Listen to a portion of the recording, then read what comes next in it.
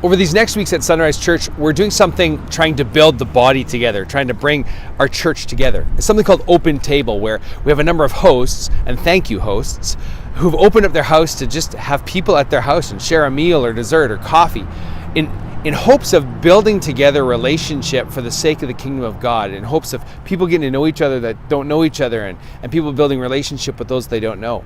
And when you come into a relationship with someone and you realize that God called you into this one local body together, there's something that can happen, a synergy of God's Spirit, when we realize that we're all here because God has put us here together, and we're working together for His greater good and for His common cause. So for those of you from Sonrise who have not taken the time to sign up for one of those host homes, we'll have sign up again this week on Sunday so that you can connect with someone you haven't connected with, and you can spend time with a family or some friends that you don't know yet. I'm also reminded of in the book of James, where it says, every good and perfect gift comes down from the Father above, the Father of lights, in whom there is no shifting shadow, there's no variation due to change. And I think in our world, we deal with change all the time. We deal with change in politics. We deal with change in weather. We've just come from snow and cold, and now we're back to classic Metro Vancouver weather. This is winter here. It's gloomy and it's rainy.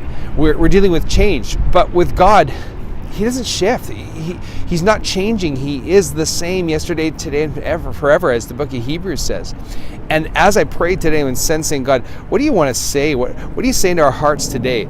That God is always the same in the midst of change. And whatever you face in your day today, in your week, whatever you've been walking through, know this, that He does not change. He's not varied. He's not going to love you one moment and the next moment He's going to pull His love away, because He loved you before you could even love Him. That's His characteristic, is that He authored and issued the love and initiated it before we could even give it back to Him. And it's because we've experienced that drawing of the Father that we can even do that.